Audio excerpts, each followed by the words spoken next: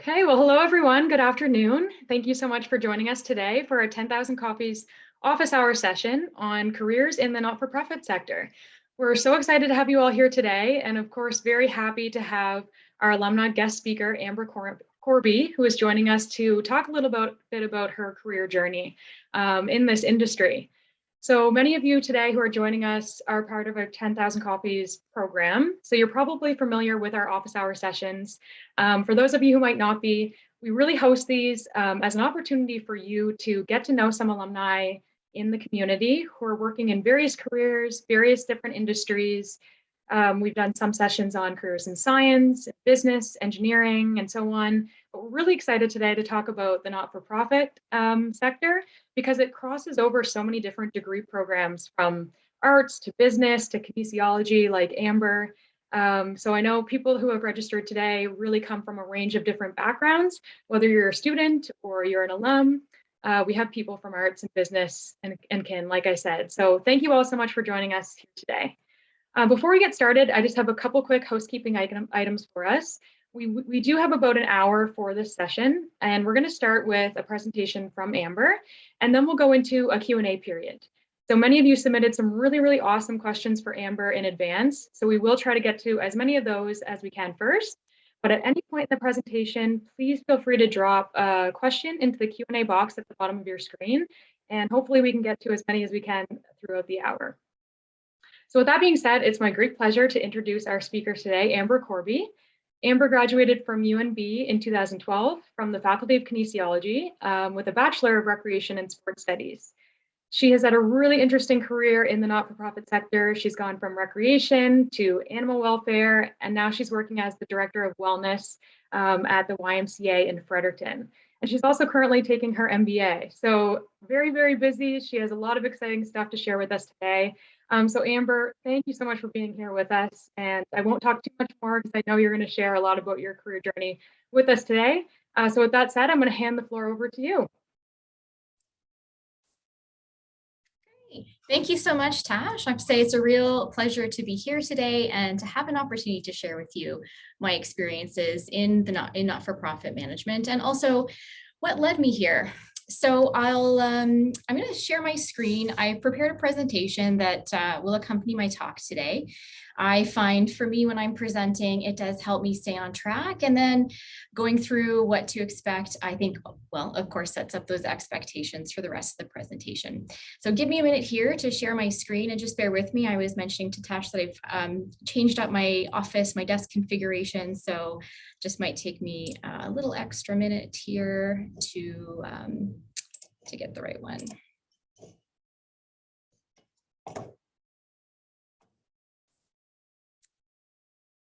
So I hope that you're seeing what's on the agenda, and Tash, maybe you can just confirm for me that you're seeing my right screen. Absolutely, looks great. Okay, perfect. All right, thank you. All right, so what's on today? So I'd like to start from the beginning. I'll start with a little bit about my background, my education. Then I'd like to tell you a bit about my full-time internship that I completed as the final degree component, which I would say was a stepping stone certainly into my career, which has led me where I am today. Next, I'd like to go through a little bit of my actual career progression and how that unfolded again into the role that I find myself in this time. I also believe that volunteering contributed to my progression, and I'll go through the different volunteer roles that I've held and also how those have contributed to where I find myself. So in this sector, there's also so much variety, and in my career, I've barely touched the tip of the iceberg on how many types of roles that you can do in not-for-profit. So I do think that there are, three main buckets for types of work, but many then individual roles within each of those buckets. So I'll give you an idea of what I've seen and what I've experienced in my not-for-profit roles. And then how do you get started if you're thinking about a career, or maybe you're thinking about a career move into the not-for-profit sector? So I'll give you some tips on that and where I see where I see that you may find a good place to start is, and then also provide some ideas and also some factors that may help you with your success there. And then, as Tash mentioned, we'll go into Q&A, and looking forward to hearing from you. So on my background, it is a bit of a winding one, and you'll see here that I have BU, which is actually before university. So I graduated from UNB with a Bachelor of Recreation and Sports Studies, which is in the kinesiology department, but I was actually about 8 years senior to most of my classmates. So I took a long break between high school and university, and actually took a break midway through my degree program as well. So straight out of high school, I found actually a full-time admin position with a global logistics provider called DB Schenker. If you've done any, if you're in the business side and you've looked at any sort of supply chain or logistics, you may have heard that. It's a multinational, it's a big third-party logistics provider. I worked there in Halifax, where I landed that role because my mom happened to be the regional manager. So for 5 years, I actually worked at that organization, at that company, working my way through a bunch of different roles. Again, it was a very small office, so that career progression was small. Started as an admin assistant. I went into an operations role, and then I finished, not super happy with that career choice in a sales or business development role.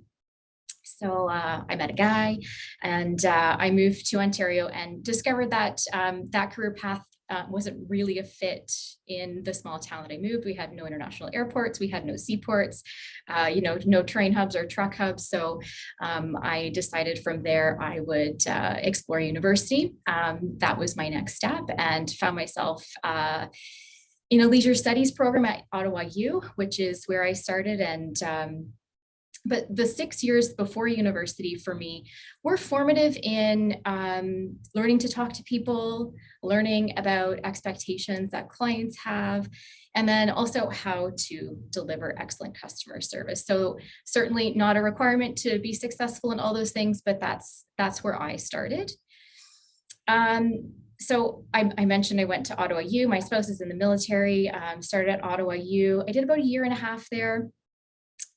We've moved around a lot, so certainly used to being flexible and agile, both in life and in my career. So we moved to Virginia for a year, had a baby, came back to Canada, and moved here to Fredericton in 2010, which is where I picked back up and started in the BRSS program, so Recreation and Sports Studies. And so for those of you that aren't as familiar with that program, it is in the kinesiology department, but whereas kinesiology is more of a science-based, the BRSS is more of an arts-based. So, a few labs to complete my degree, but also lots of writing, lots of papers. And again, the internship was a really great fit for me. There were a few placement options, and I still believe that those exist. Actually, I think I have an email from one of the professors at UNB just now on a possible opportunity for a Y placement. I haven't read the email yet, but I just saw it pop up before I came into the presentation.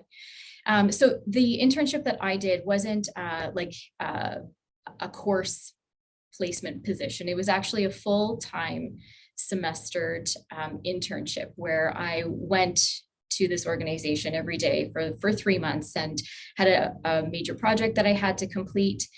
And so I was able to find that internship with personal support programs, or PSP as it was known, or under the Canadian Forces Morale and Welfare Services umbrella. And that was at Gagetown. I lived, at CFB Gagetown, Oromocto, which is where I lived. So it was a great fit. And I also knew that organization was countrywide. So I was looking ahead at an organization that may be able to fit within my career path in the future, because I knew that being a military spouse, I was not going to be fortunate enough to stay in one place for my career. So that was a great fit. Although I wasn't exactly sure where I was going to fit in that organization. And so the internship that I took, it was actually a little bit more on the kinesiology side, where I was working in the department that supported getting people back into their military role. So there was a significant fitness component, but I was able to come up with some programs that would fit. Worked in the Wounded Warriors program that supported military members that were either unable to work or were transitioning out, and held a golf event, supported a number of other different ways through that internship, and also like that support of the rehabilitation. So it was a little bit tricky because I didn't have the kin qualifications. I didn't have the personal training side of things, but I also got involved a little bit on the rec side. So PSP or CFMWS, also in Gagetown and across the country, is actually a number of different departments within that umbrella. So if you think about the base gym here in Gagetown, they have a rec department, they have an aquatics department, they have their physical fitness, they have their gym, they have a number of things, though I think most of them have been really tricky to access in the past 23 months with COVID. But I was able to support in health promotion as well. So that really tied into my BRSS. And when I completed my degree, I completed it with a concentration in wellness. That provided a great fit for having a well-rounded understanding. And I think that really kind of plays into where I went in not-for-profit, where you're wearing multiple hats and you're seeing lots of different things and you're involved across the organization. So right after I finished that internship in 2012, I actually graduated at the October ceremony, though I'd already moved away, so I didn't make it. I moved back to Ontario, back to another small town in Petawawa, and was able to find a position there. But I'll save that for my career progression slide when I talk a little bit about how all of those things are intertwined, and actually a little bit tricky to define in a linear timeline, because specifically with me, education and work and kids and time off and all those things have really been a winding path. But I'll move on to my current education, where I'm at Athabasca University. So I'm an MBA student there, and I knew that I absolutely would pursue a master's once I finished my undergrad, and I really wanted that to be completed by the time I was 40. So that's coming up this year. So I'm hoping to finish up in December. We'll see if that goal is met. If not, certainly it'll be very early on into my 41st. But I chose an MBA because it spans so many industries, so many sectors. I think having a keen sense of business and understanding business, you really can't go wrong. And knowing that I wanted to pursue leadership, and with probably an end goal to lead an organization, I knew that the skills that an MBA would offer would certainly support that goal. With Athabasca University, it was one of the few that would really fit into my life, because it's completely online, it's completely asynchronous. The timeline is, I have up to 5 years to complete it, though I will be trying to squeeze it in about 2.5. We'll see. That may be a little bit ambitious, but that's my goal at this time. So working evenings on my schoolwork and weekends and whenever it would fit in. A typical school week is about 20 hours, 20-hour time commitment, time investment, I like to say, because certainly is an investment in my future. Certainly there have been courses that have been more demanding. Corporate finance is not my forte. I really enjoy the strategic courses right now. I'm doing strategy and organizational effectiveness, which is really interesting to me. The corporate finance and managerial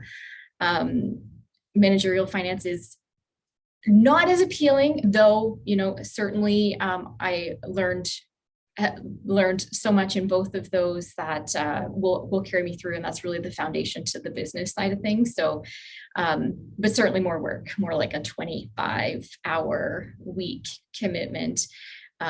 But really, I've seen the results in myself and my ability to make more informed decisions, the ability to ask better questions. And then also, see like, what can I bring to the table?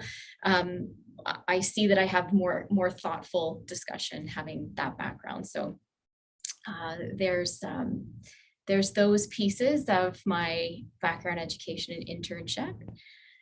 And now I'd move on to my career progression and then also volunteering. So I'll tell you a little bit about, I touched on what I did at Shanker of Canada, and that was, those were formative and foundational years for me, where I learned about working and being accountable, delivering customer service, understanding operations, understanding the impact that my work has on others, and not just individuals, but organizations. So I was, I would say some of the most challenging times were in the late fall, when some of my clients were grocery stores that were waiting for their clementines to come in for the Christmas season. And it was a rush as soon as those containers came off the ships from usually Spain or Portugal or Morocco.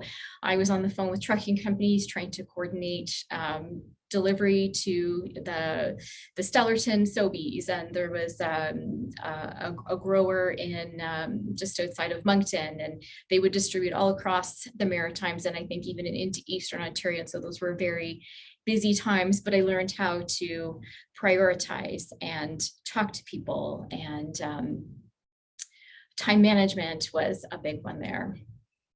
And again, I want to emphasize that I really started there running paperwork to different places and making copies, and starting with invoicing. And then I worked my way through up, and eventually I was traveling all across the Maritimes in a sales role. Again, not my cup of tea, but was a great experience in, I think, the people side of things. From there and through school, started with CFMWS, Canadian Forces Morale and Welfare Services. That, I would say, working at that organization started in 2012 when we left New Brunswick and moved to Ontario. And I took my initial role there as a youth attendant, where, I was 30 going in and hanging out at the teen center, playing games, getting the teens involved. It was very much a part-time gig. I was probably making just minimum wage, but I knew that that was a stepping stone for me. I then moved into a front desk attendant, and I was also doing the teen center at night. Those were, evening, weekends, but got to know the rec side of the business, got an understanding of the different programs that were offered in the community, met a lot of people in the community at the front desk, because you're that main point of contact. Somebody that was coming in for a gym membership or to sign their kids up for camp. I was at the desk, and I got to make a lot of connections that way. I, in the mix, then had another baby, and then came back early from a mat leave to take on what I would say was a job that really propelled my career. I took on the role of the community recreation coordinator. That was a management position, overseeing all the children's programs. So that was rec-based. So I was just responsible for summer camps and March break camps at 2 different locations, before and after school at 2 different locations, specialty programs, birthday parties, anything that what a child would be interested in the Petawawa community. I was responsible for the staff, the organizing, the planning, the budget. And I would say I was given that opportunity because I had I knew the organization, they knew me. I had demonstrated that I had a good work ethic. Again, really started from the bottom, and then was rewarded, I believe, for my commitment to the organization, and also, to demonstrating my skills as somebody that could deliver results, and worked hard to do that. That was a 1-year contract. I was actually covering someone else's mat leave, but it also coincided with, yet again, another move. This time we moved to Toronto for 1 year, and I didn't work. I volunteered for a community organization just on the other side of the screen there, Armour Heights Community Center. I did their communications, and I oversaw their sports programs. just to stay in the loop. I got first aid certified so that when I moved back to Ottawa, I did everything I could that would make my resume just a little bit stronger. And when we did come back to, or not come back, but move to Ottawa, it was the first time that we lived there. And that was 2016. And pretty shortly after I joined the Ottawa Humane Society in a supervisor of their programs role, which was really like a continuation of my community recreation program job. I was overseeing their summer camps. I was actually looking after their dog obedience programs, birthday parties. So very much parallel to the recreation job that I had in Petawawa with CFMWS. I was ready for a change. Like I'd been there, I'd done that. So I was really keen to take on a new role, and a manager position came up. It was a brand new role. And the title was Manager of Community Programs, where we were supporting free programs for communities that were like for community members and their pets. So in that role, I started that department really from scratch. I oversaw a couple of different departments, not only in community programs. I was responsible for our client services department. For a very short time, I looked after our rescue and investigation services. So our agents that went out to support animals in need, that department, those roles got flipped into the city. So that was a short amount of time that I looked after that, but was able to manage multiple projects and had several budgets for each of those departments. I also near the end of, probably in about year 4, because I was with the organization for 5 years, I was invited to join the Senior Communications Committee. So any way that I could build my resume, I was looking for that. I was really, really fortunate to find a mentor in my director who absolutely believed in me, supported my decision making, supported me undertaking my MBA. I had some really great reference letters from the organization. So my director wrote one for me. I needed 3. Our chief veterinarian, who I worked very closely with in our mobile spay neuter clinic program, which I was responsible for. My chief vet wrote me a letter, and then the other director that I worked for, the development and outreach director. So it made good connections and I was fully supported in that role. Now, I absolutely didn't bring schoolwork with me, and I very rarely was able at that point, once I started my master's, to bring work home, but was able to find that balance, and also a supportive spouse in there too, and kids.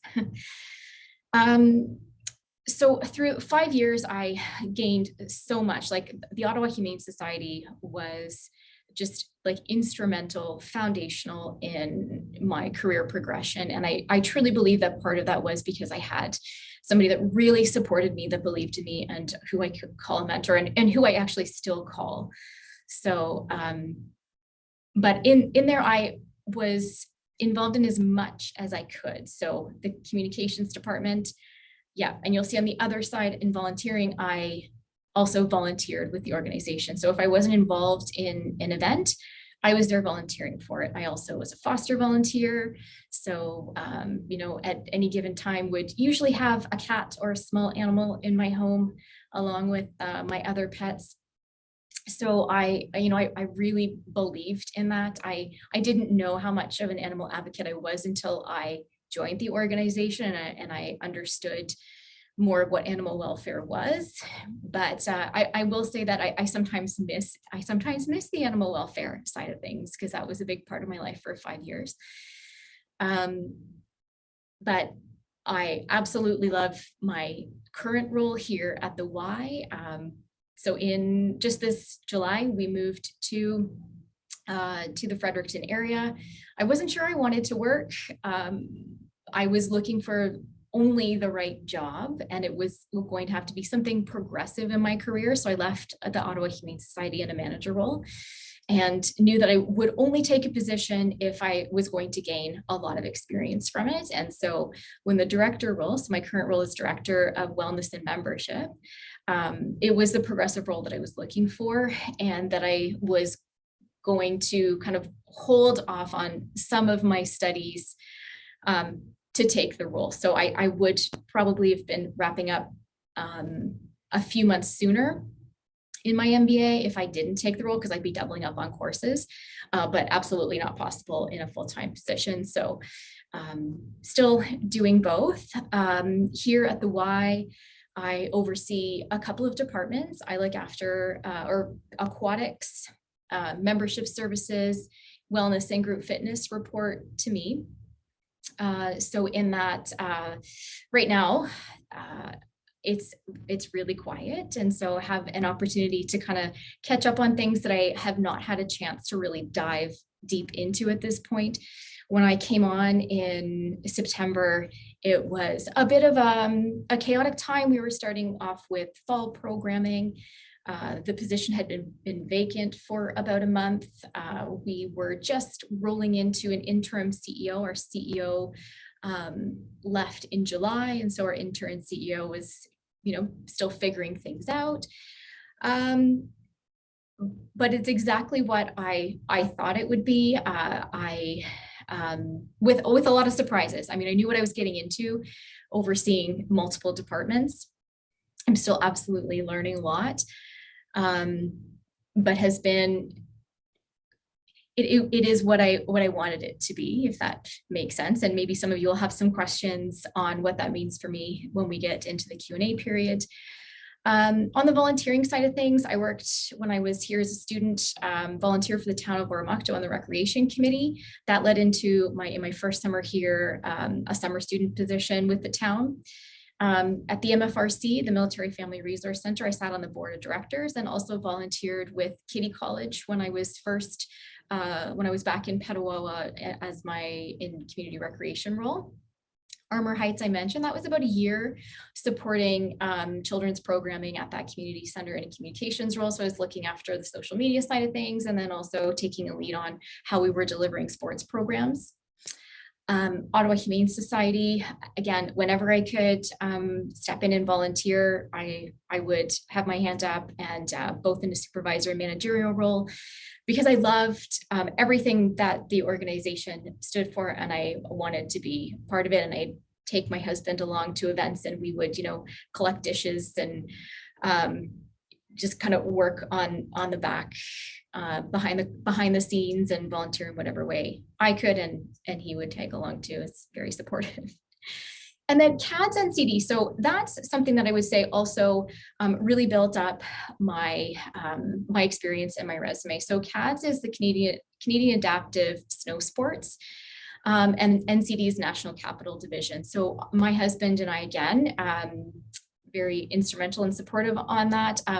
I volunteered as an on-hill ski support, so helping children and adults with disabilities, both cognitive and physical, enjoy skiing and snow sports. I also took on a communication leads role there, so looked after social media. And then just the year before COVID, and actually into COVID, I took on the director role for the Mount Pakenham program, which was a program of about 65 participants and about 45 volunteers.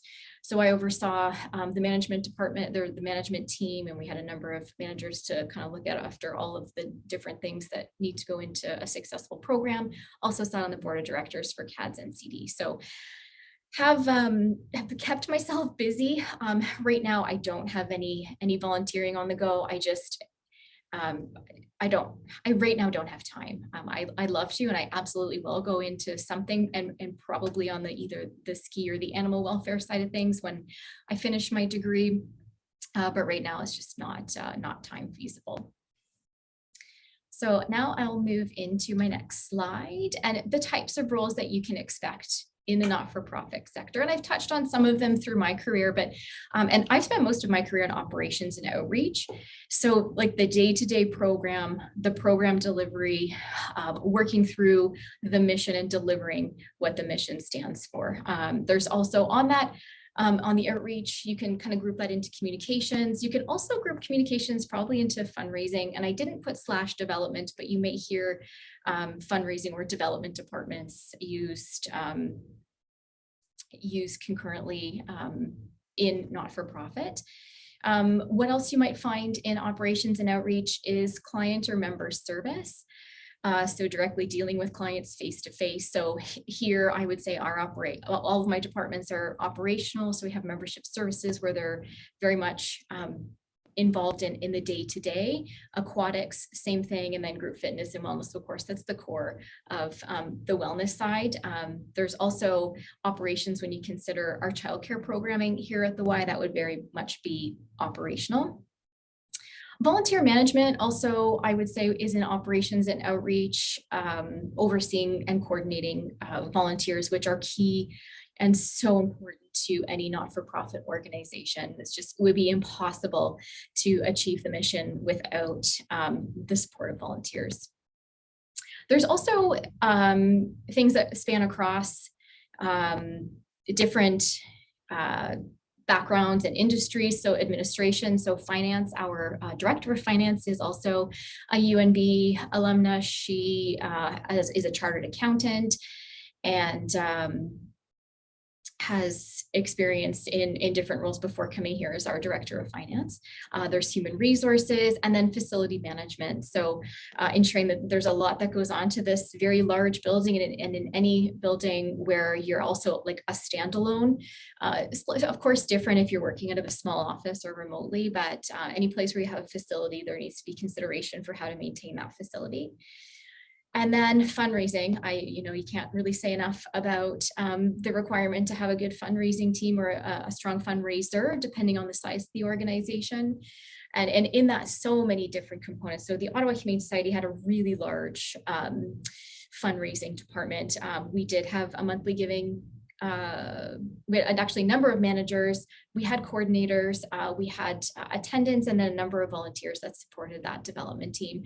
But there's monthly giving. So when you consider asking for a monthly gift, legacy giving, so talking to people about leaving gifts in their will.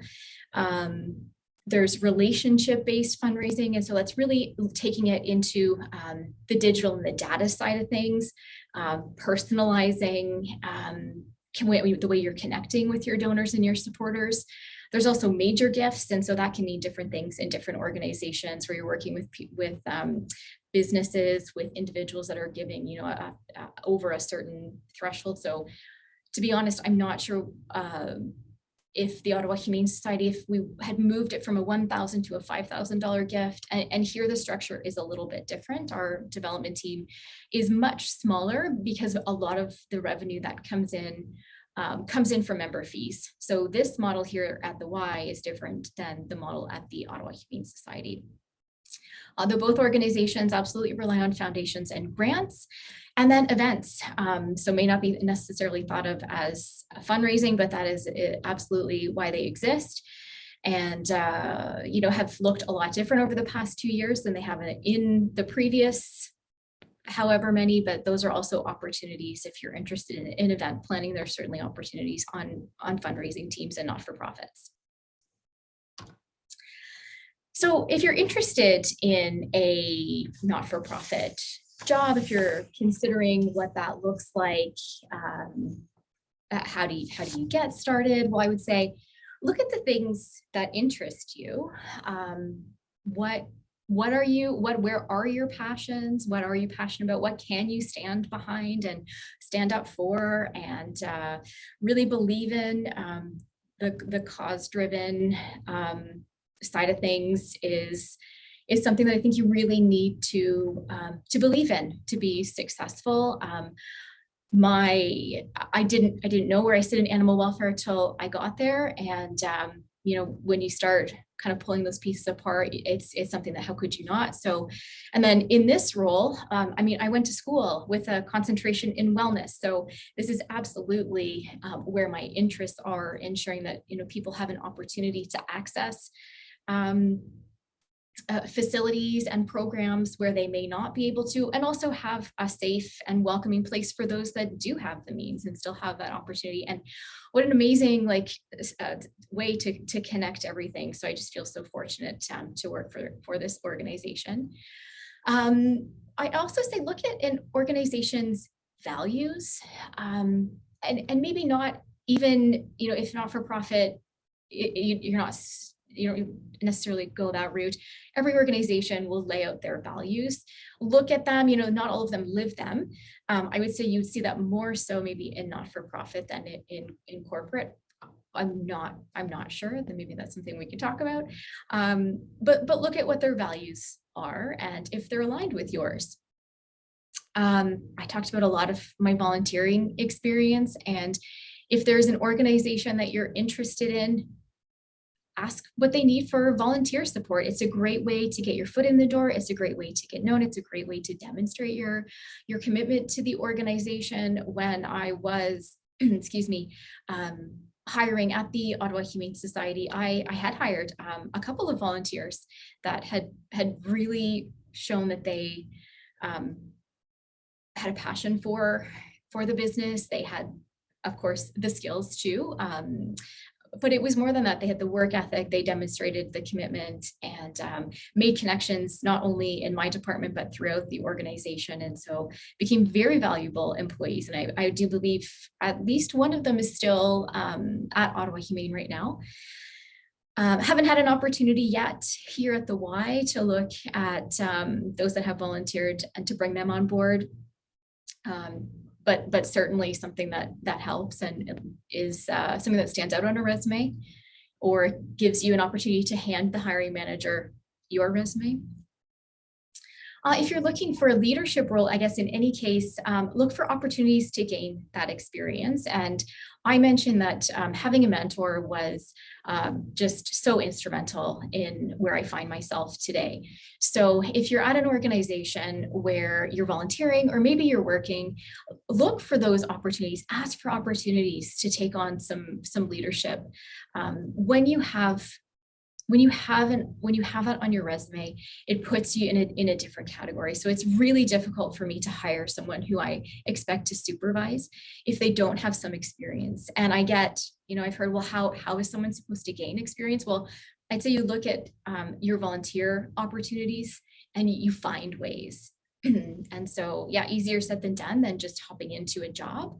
But I didn't have a lot going in, but I found ways to make those connections. So I didn't mention, I worked in retail and was a key holder and oversaw those things. So taking those opportunities and creating a bit of a narrative for that too. So some personal qualities, I did a quick Google search because I thought, what are the things that stand out as personal qualities for not-for-profit leaders? And you'll find, I would say probably thousands, but there were a couple that stood out. So I noted them here, that you want to be adaptable. And again, I think these probably go well beyond what not-for-profit leaders have as personal qualities or attributes, but certainly being adaptable to changing environments and circumstances, flexible in how you're approaching problems, resilient in the face of adversity, and agile to actually make and lead changes that need to be made and led through, and curious. And if you've done any reading on leadership or, I guess even just business, staying curious. So, I do hear this one a lot, but asking questions, asking why, asking how, or asking why not, really digging deep into those questions and being curious. Like it will unravel some of those long held beliefs if you're able to ask questions that may have an opportunity to make things a little bit better with change. And then all those other things, being able to also lead through those things are I think, really important in this sector. Finally, commitment to professional development. I'm not undertaking an MBA while working is a lot, but there are small things if you're not ready for that step. I would say don't expect your employer to hand you your professional development. I saw this so many times where you come to your annual performance review and okay, tell me what you've done, or tell me what your goals are, and okay, well, it's the same things as last year because there hasn't been any movement. And as a manager, absolutely, certainly there is a role to play in making those opportunities available. But what is really nice to see is when somebody comes forward and says, you know what, I'm really struggling in Excel. I'm really struggling, or you know what, I'd really like an opportunity to take this course. It's $300 over one day. Would the company support that? And bringing those things forward are probably often supported. Many organizations also have bursary or education programs where they'll help their employees through offsetting some of the costs. So when I was at Ottawa Humane Society, they did have a bursary program that would cover up to half the cost of a program. Now, it certainly wasn't intended for an MBA, so didn't find half of those costs supported, but was able to leverage that bursary program and help offset a very small amount of those costs. But I think if you ask the questions and bring those things forward, it also demonstrates to your employer that you are committed to your professional development, and I think would generally impress your boss. So I think I'm maybe a little bit over time on my presentation, and so I hope I've left enough time for Q&A, but I thank you very much for listening, and I hope you have some questions and some takeaways perhaps. But again, it's been a real pleasure, so thank you. Absolutely. Well, thank you so much, Amber. That was excellent. It's really, really interesting to hear how you went from starting off in the not-for-profit sector into going into a management position, now as a director. Like, you've obviously worked your way through your career, and it's clear that it really stems from your passion, for this field and for the different causes that the employers you've worked for represent. So it's really, really interesting. And I love that you shared the different types of roles that are that sort of fall under a not-for-profit, because I think a lot of times our students, our young alumni and so on might not realize how many different career opportunities are out there in this field. So you named off some, HR, there was communications, someone who studied PR would find a role in not-for-profit, obviously kinesiology for you. So thank you for sharing that. I think that's really great for our attendees to see today, that there's a world of opportunities out there. And I think that's a great area to get involved in for a career. So thank you so much for sharing that. As Amber mentioned, we are going to go into the Q&A period. So feel free, anyone, if you have any question at all for Amber, you can pop it into the Q&A box. I do see a couple that came in during your presentation. And we also had a lot of great questions that were pre-submitted. So I think I'm going to start there with a couple that were more specific to your career at the YMCA, because I think you answered a lot of other questions in your presentation about your passions and your career path. But we had someone who was asking about some of the creative ways that the YMCA has maintained relationships with their members throughout, the pandemic and all these changes that have been going on in our lives. So maybe you wanted to speak a little bit to that for people who might be interested in the YMCA. Yeah, sure. So I would say actually here in Fredericton and in New Brunswick in general, that we've been really fortunate in the grand scheme of things to experience more minimal disruption than we have across the country. And so certainly not without challenge, but we have been very fortunate to have some really loyal members and support across the board. I would say because the Y is a national, well, international organization, but nationally, again, our counterparts across the country have experienced longer term closures here with their gyms and facilities. So there have been a number of programs that have been recently initiated through Y Canada that many associations have access to. And so in order to keep members engaged and in order to keep people healthy and connected, there's been some programs where like similar to, so it's called actually Y at Home. And it's a number of programs that can be accessed from home with a membership where you can follow along with fitness videos. There's actually children's programming, think like story time, science experiments. Recently launched is like a healthy eating program. So here, again, we've had a couple of closures over the period of the past 23 months, 22 months. But it's been more challenging across the country. We're also really supported by a couple of like I want to say like subsidiaries of the Y that help us with keeping members engaged, and it's an optional kind of, I'm sorry if I'm maybe going off course a little bit, but we have these tools in our toolbox here that are supported by Y Canada to keep members engaged. And so with different promotions and again, just ensuring that our communication is frequent and informative in order to keep members coming back when our doors open again. It's certainly, without question, a challenge. And have we lost members that we hope return? Yes. But we're following along with restrictions as everyone else and trying to keep members engaged along the way. Oh, that's excellent. Yeah, I think so many organizations right now are facing those same changes within their regular programming. So it's really interesting to hear what sort of new things you guys have implemented to connect with your members. And it actually leads into the next question that I had, that someone submitted, which was what has been the most challenging part of your new job as the Director of Wellness and Membership? So I'm sure it's a little bit of that, but are there any other challenges that come to mind? So I think at the time when I came into the organization, it was just, again, something that I've heard a number of times is that it's not always like this. And so, just trying to change on a dime where we have school closures and we have basketball programs in schools. And so trying to figure out gym time. And then we have a real staffing challenge. And so if you walk in really, and I would say that probably is the most challenging thing that I've experienced in the last 4 months, is not having enough people coming to work to do the work. And so when I see that, we were really short on some instructors and lifeguards. And so there were times when our members expect the pool to be open, but we don't have a lifeguard.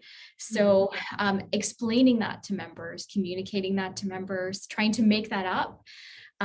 We had swimming lessons that have been canceled because we don't have staff that can come in, or if somebody calls in sick, we just don't have the coverage. Right. That certainly is not unique to this organization. I mean, you can walk into any store, any restaurant, any business, and you can see it for a hiring sign in the window. And, I think our members are mostly supportive of that. Some don't see it as a result of COVID. And I think that it absolutely is as a result of there are challenges with getting people to come back to work, following benefits. Also, people are nervous to come to work. But yeah, absolutely, number one, staffing, followed by dealing with all of those challenges and trying to learn a role during that sort of, I don't want to say crisis, but during those, my role is so operational. Right. And so when you don't know the operations, it's really hard to make decisions. And so, knowing what questions to ask to make the best decisions in the shortest amount of time. Absolutely. Yeah. I think starting a new job in any organization, it has its challenges in itself, but then also doing it while so many things are changing would definitely add to it. So kudos to you for all the work you've done this year in that new position. So we had a question that came in through the Q&A box, and it was asking what your advice is for a new graduate who might not have former work experience, but they are looking to get hired or to start getting involved in a not-for-profit and sort of have a career path like you have. I know you touched a bit on, the importance of volunteering and professional development and all of that, but did you have anything else to add to that question? I would say, just graduating from university, it may be tricky to want to step into an entry level position. Mm. But I will tell you, if you work hard and you ask for projects and you demonstrate to your employer that you are committed, you will go places quickly. And I can't emphasize how important it is to care about what you do. Mm-hmm. Employers see that.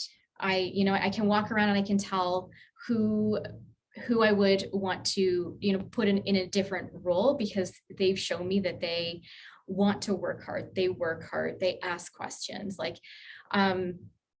may not be ideal to start again in an entry level position, but I'll take you back to my example. I was 30 years old working in a teen center to get my foot in the door. Yeah.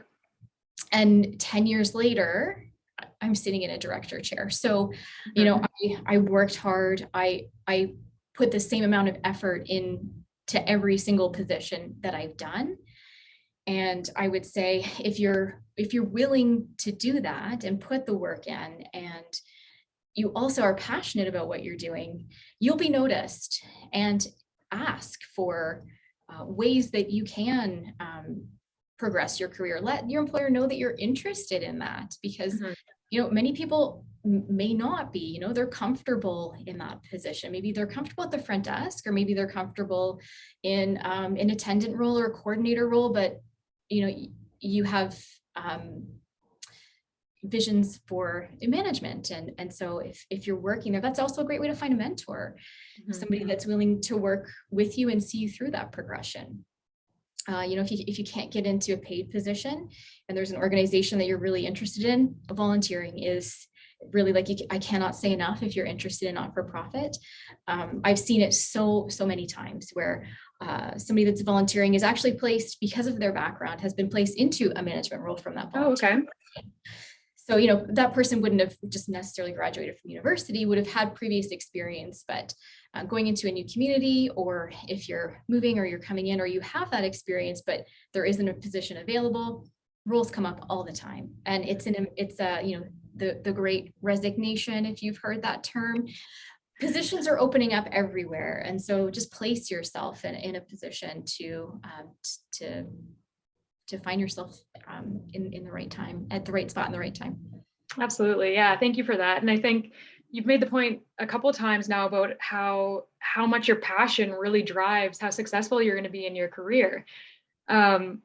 Because if you're so interested and you love something so much, you're going to want to work to work your way up in the company as well.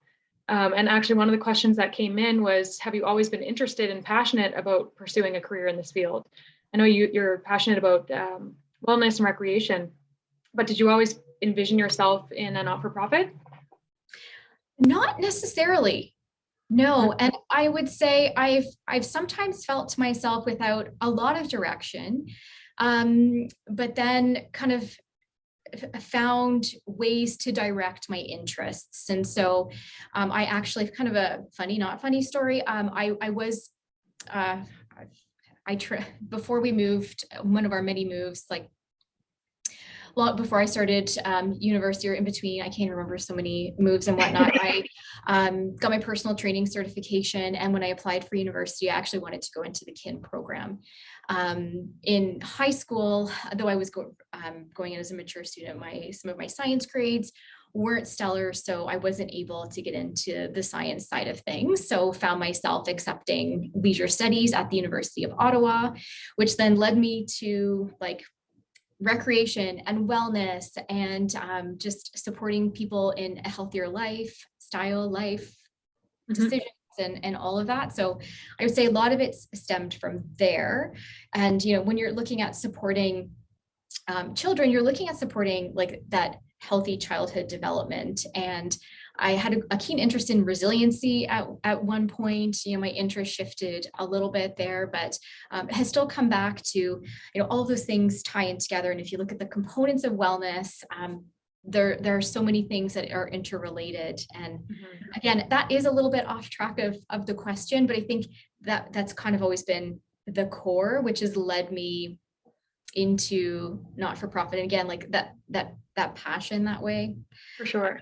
In supporting people through that. And it's generally come in the form of not-for-profit programming. Okay. Yeah, no, you can definitely tell that you're very passionate and interested in your career and in those different areas. So it's really nice to see that you've landed in a career that you love so much. So always like to hear that from our alumni. So another question that was pre-submitted to us is, what sort of skills do you value most in new employees? So that's a little bit of a tricky one because I value not so much the skills, because I can teach skills. Certainly if a job requirement is an undergrad or a degree in something, then sure, then there's that. But I really value a work ethic. Tell me how you those experiential questions when I'm interviewing someone. I really want to know like a specific example of how you've demonstrated work ethic. I want to know that you're self-aware, that you can demonstrate empathy. I really value critical thought and good questions. And so I think if you go back to those personal qualities or those attributes, is it important that you can work an Excel sheet if you're in managing budgets? Yeah, absolutely. Can you do a course for that? Sure.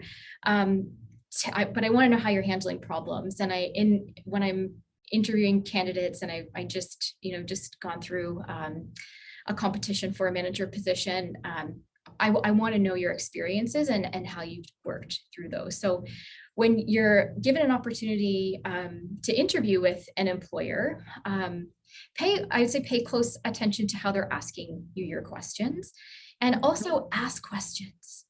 Ask questions. What I love nothing more at the end of an interview is some really thoughtful questions, and not just about like vacation. Like tell me about what my priorities would be in this role.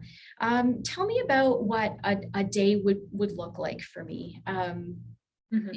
Like what is the unofficial culture like in the organization? And so I think those I don't know, I want to say soft skills are the ones that I'm more interested in. I think there are minimum qualifications that will get your resume picked up in a phone call. But what I'm looking for are those things. And I think if you start looking at leadership books or the business side of things, you'll see that a lot of that, and I guess maybe it's the authors I'm choosing to read. Those skills are really are valued right now. And even if you look at a bit of a shift in the culture in workplaces, we're seeing that a lot. Is those skills that you have will certainly get your resume at the top of the pile, but to get you the job, having good examples and self-awareness, empathy, work ethic. Yeah, no, absolutely. And I think asking questions at the end of the interview, like you mentioned, is such a huge one. We do a lot of different sessions for students on resumes and interviewing and whatnot. And again from HR professionals, it always comes up. Like those questions at the end really do and can set you apart from some other candidates. So yeah, thank you for sharing that. I think it's a really important one for people. So we just have a couple minutes left, and I did want to get to one other question that came in through the Q&A box. Someone who said they had a similar experience with you, similar experience to you with DB Shanker. Is that how you pronounce it? Okay, yeah. Yeah. They tried many different jobs, started their own business, volunteering, and so on. And they're wondering if they want to work for DB in something such as customer service, do they also need some leadership experience or background? Oh, if you were looking to go into career with that organization, yes, I believe that's what they're asking. Yeah. to be honest, it's been such a long time since I worked specifically in that organization. So I wouldn't really be able to touch on what that organization would be looking for if that's the career progression. But I would say that when you're looking for a job, for a career, specifically if you're applying for something, and I'm not sure if I'm answering this question the right way, really pull apart that job description. Yeah. And look at what experiences you can put forward, and don't make your employer or don't make the hiring manager look for your experiences. Right. Don't, hide it. Like, as direct as it is in the job description is as direct as it should be on your resume. And so I didn't work in HR at the Ottawa Humane Society, but here we don't have an HR department, so I look after my own HR. And so, I'm scanning any number of resumes on any given day, depending on what my need is here. But it would depend for that organization what exactly kind of role you're looking for, because there are a lot of opportunities, I think, in that organization. Not so much, I'm not sure on the East Coast, but certainly in Ontario. Yeah, for sure. And if the person is still here who did ask that question, if you did want to follow up at all, feel free to reach out to me. And I'm sure I can connect with Amber again as well if we did want to expand on that answer a little bit more. But that's awesome. Thank you. I did want to ask you one more really quick question. I know we're a little over time, but just quickly, if you could talk a little bit about how you balance your workload and your passion for your career with burnout, which a lot of people are experiencing these days. Yeah, anything to add on that? Yeah, absolutely. I would say it is something that I struggle with. That is something that I have to be very mindful of every single day. So I may have mentioned that, like, right now I don't bring work home with me, and I don't bring school to work. So I have like very set boundaries on what my days look like. If I need a day to catch up on a project, I'll take a vacation day, which I have done in the past. In fact, like at end of courses, I usually take a day to finish up a major assignment. So I do my work day, and I have some non-negotiables in my life. I absolutely must run or work out five days a week. That is how I manage my stress. That is how I keep my physical well-being. And it is absolutely a non-negotiable. My husband will say, have you not run in a couple days? No. Yeah. So like, I absolutely must do that. And also when I get home, I don't work and I don't do schoolwork until at least 8 o'clock, where I have time with my family and we're sitting down together, 5 days a week to eat dinner and to talk and to hang out. And we ski as a family. And so we still try to do all of those things. And I really try to balance it at about 20 hours a week for school that I'm doing when I wouldn't normally be with the kids. And then work is, 40 hour. And so it is a balance. And certainly there are times when it's not, where I miss a ski day because I have schoolwork to do. But I would say to avoid burnout, I maintain those boundaries and I know what they are in order for me to maintain a healthy balance. Mm-hmm. So it's challenging for sure. There's a lot of discipline that's involved. And, when I would love nothing more than to go skiing or to go for that walk or to, go away for a weekend, there's been times where I haven't been able to do that. But I know in the end, I know that the end game is going to be worth it. And so it's a short amount of time. In this time next year, I'll be able to, have so much free time. And in between, so my courses are about 8 weeks. Then I have 2 weeks off and I sleep and I just relish in my free time and I spend a lot of time with my kids. But yeah, I think the boundary setting and being mindful of those things is a way that I do avoid burnout. And sometimes I'm close. Sometimes it's not sustainable with some things that are going on at work and with a heavier workload. It's tough for sure. Yeah. Yeah, it's so important. And you're right. It's all about the boundary setting and sticking to that, I think. But having the time for yourself that makes you feel refreshed and, more mentally and emotionally and physically well is so important to your career. So yeah, thank you for sharing that. I think a lot of people struggle with that. So it's an interesting one to talk about. Super helpful that I have like 7 treadmills outside my office. Yeah, exactly. You're in the right And spot. I'm heading down to one of our group fitness managers doing like a staff fitness Oh, day great. to boost the morale in the building. So I'm going to head down Yeah. and do a Tabata class in a Oh, minute. cool. That's awesome. Yeah. You're definitely in the right spot for taking care of your wellness. Well, thank you so much, Amber, for joining us here today. We truly couldn't do these events without our alumni, and it was so interesting and so valuable to hear from your experience. So thank you for being with us today. Really appreciate it. Thank you so much for having me and for all of you that have attended today. Thank you. Absolutely. Yes. Thank you, everyone, for being here with us today. We will have more 10,000 copies sessions throughout the semester, so keep an eye out for those. We also have some career talk sessions coming up, one in February on resumes and interviewing in a digital space, and then one in March on managing your online presence. So for anyone who is looking to improve any of those skills, please feel free to reach out to me or to keep an eye out for the registration. We'd love to see you again. And for anyone today who might not have gotten their question answered, feel free to reach out to me again. I can try to help coordinate a response with Amber. And we also have recorded this session, so you'll be able to rewatch it again. We'll send it out to our 10,000 copies members. Yeah, so again, thank you, Amber. Thank you, everyone, for joining us today, and we really hope to see you next time. Thanks, everyone. Yeah.